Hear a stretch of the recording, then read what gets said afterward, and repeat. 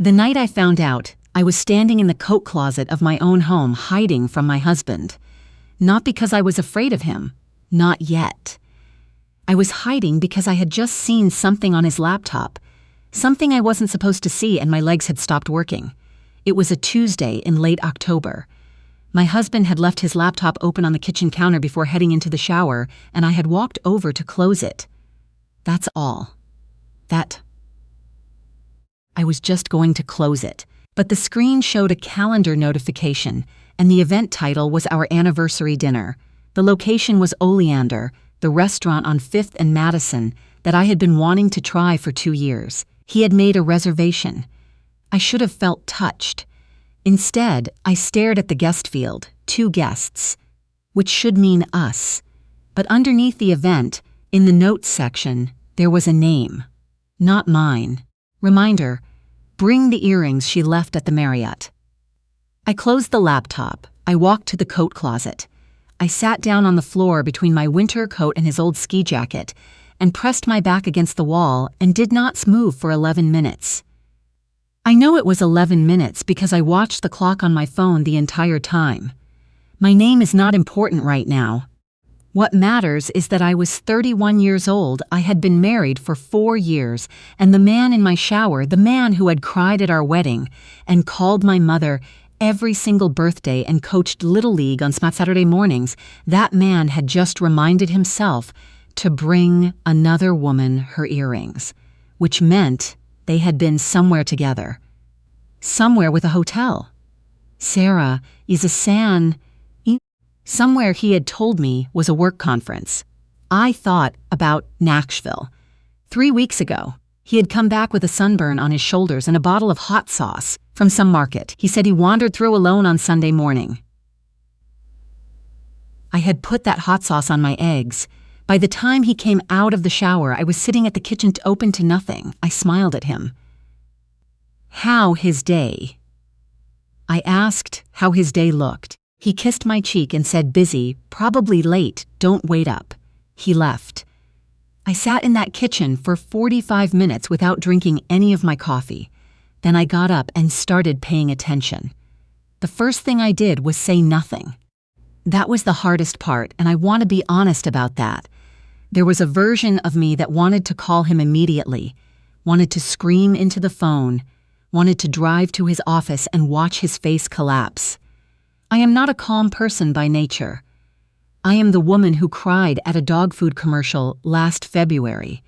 I feel everything immediately and loudly and all at once. But something held me back. Some quiet, cold part of me that I didn't know existed said, wait. So I waited. I started small. I paid attention to his phone, not by going through it because he had a passcode I didn't know, which itself was something I had never thought about before. We had always known each other's passcodes. When had that changed? I started looking at when he checked it, how he angled it away from me, the little exhale he let out when a notification came through, and then he set it face down on the table. Small things. But when you start looking, everything becomes a pattern. I noticed he was going to the gym more. Not suspicious on its own, except that he was also coming home smelling like soap instead of sweat. I noticed he started offering to run errands alone on weekends, grocery runs that took 2 hours. I noticed he mentioned a coworker named, and he caught himself mid-sentence at dinner one evening and said, actually, never mind, boring work stuff. He had never called work stuff boring before. He loved talking about his work. I started keeping a note in my phone, dates, times, things I observed. I didn't write names or accusations, just facts, little data points that I was assembling into something I didn't want to look at directly yet. About 3 weeks into this, a woman named Jonquil reached out to me. I didn't know her. She found me through a mutual friend, someone I had gone to graduate school with who I hadn't spoken to in almost 2 years. The message was polite, almost formal. She said she had some information she thought I deserved to have, and she was sorry to be the one to deliver it, and if I didn't want to respond, she completely understood. I stared at that message for a long time. Then I wrote back, Jonquil and I met at a coffee shop 15 minutes from my house on a Thursday morning. She was already there when I arrived, sitting with her hands wrapped around a mug, and when she saw me, she looked like she might cry. She told me she had been seeing someone for about 6 months, that she had met him at a mutual friend's birthday party, that she had genuinely believed for most of those 6 months that he was exactly who he said he was. A man going through a quiet divorce, no kids, ready to start something new. She pulled out her phone and showed me a photo. It was my husband. I looked at the photo for a long time. Then I looked at her. Then I looked at the photo again. "He told you he was getting divorced," I said. She nodded. She looked sick. "He told me the paperwork was almost final," she said. "He told me we were just waiting for his wife to sign some financial documents, and then it would be done, and we could stop hiding." Waiting for me to sign some financial documents. I thought about the folder he had left on the kitchen table 2 weeks ago. The one he had asked me to look through when I had a chance. He had described it as some routine financial restructuring from his company, something about how they were changing how employees held stock options, and he just needed a couple of signatures in the highlighted spots. I had not signed it yet. I had set it aside because I was tired that evening and said I'd get to it. I looked at Jonquil. "Can you tell me exactly what he said about the documents?" I asked. She could. She told me everything. And as she talked, the coffee shop got quieter and quieter around me, the way sounds drop away when your brain is trying to hold something that won't quite fit. He hadn't been moving stock options. He had been trying to get me to sign a quitclaim deed on our house. I was having coffee at the counter. Our house, which we had bought together 4 years ago, which was in both our names, and which, according to the research I did on my phone in the parking lot after that meeting, would have transferred my full ownership interest to him the moment I signed. He was going to take the house, and the investment account, which was also in both our names, and which had almost $200,000 in it, accumulated over 4 years of both of us working and saving and deciding to wait a little longer before having children, just until we were a little more secure, just until things felt more settled. I sat in my car for a long time after I left Jonquil. Then I called my sister.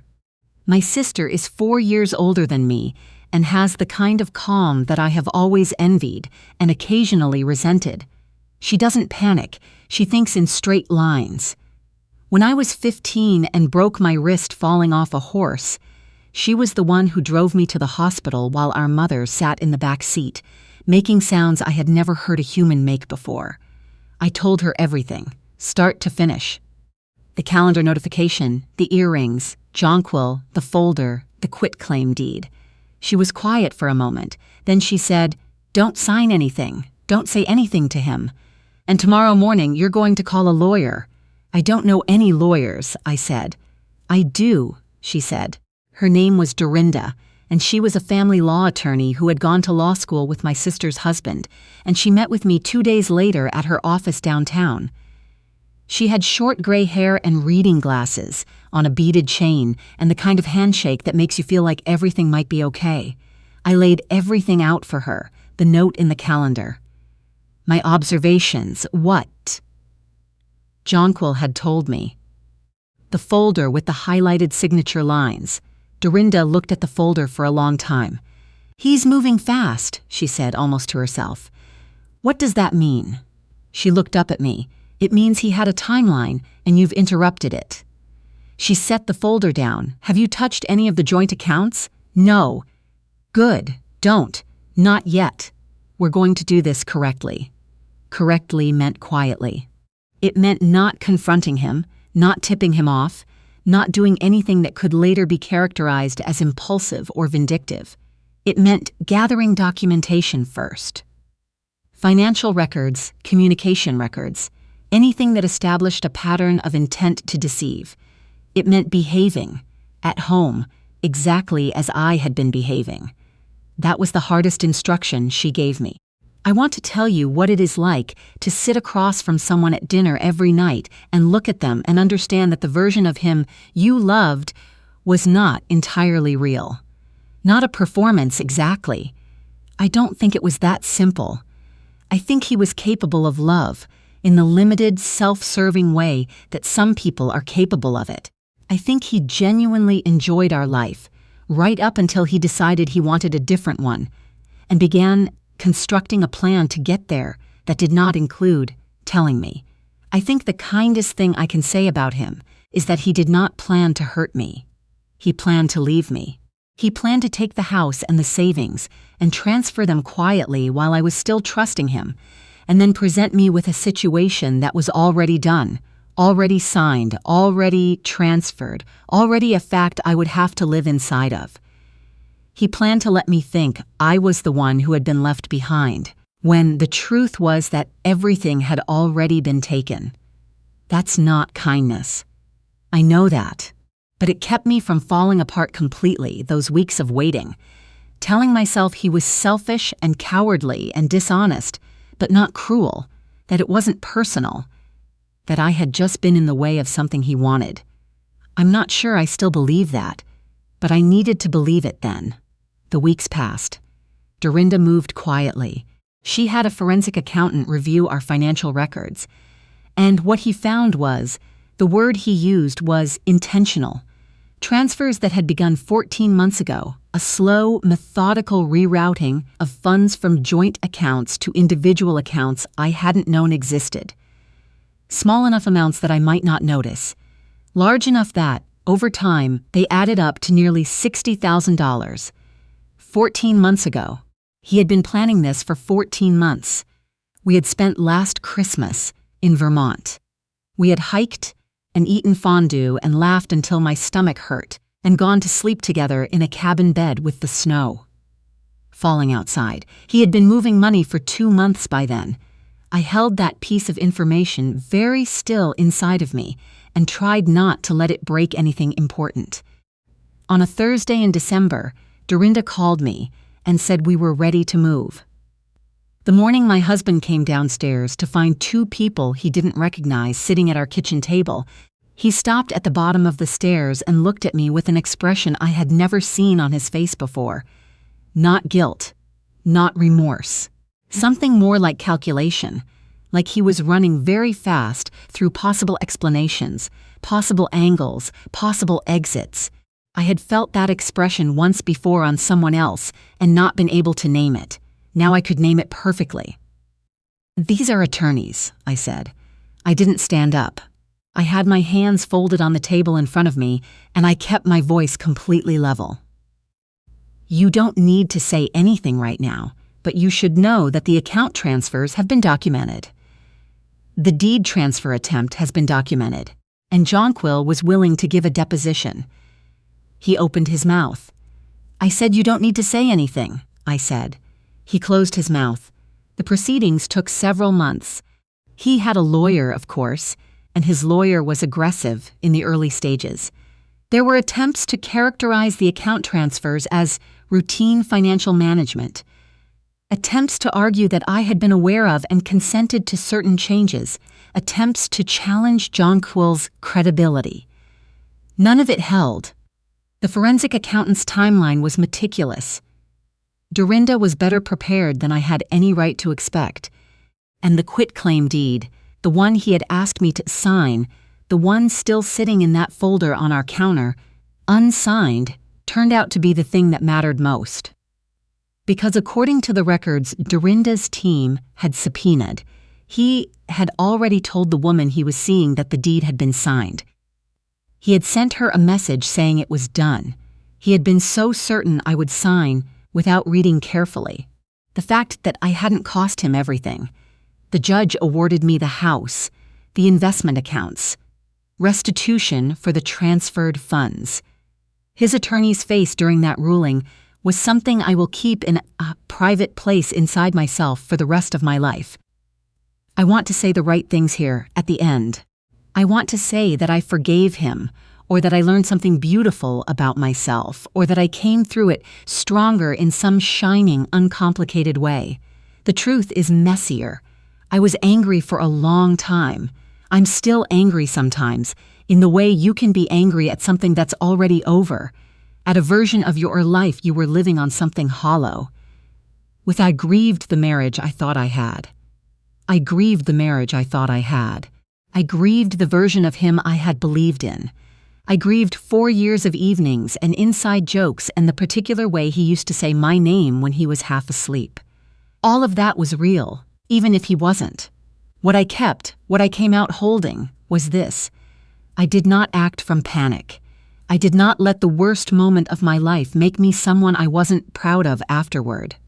I found out who I was when everything I trusted turned out to be a document with forged intent, and who I was turned out to be someone who waited and gathered and thought clearly and won. My sister was right, by the way, about all of it. I still live in the house. I painted the front door a dark green last spring because I had always wanted to and he had always said it was too much. I have a dog now, a ridiculous golden mutt I found at the shelter who sleeps at the foot of my bed and has not once told me what he really meant or hidden an account I didn't know about. The hot sauce from Nashville is gone. I threw it away the morning Dorinda called to say we were ready. Some things you don't need to keep.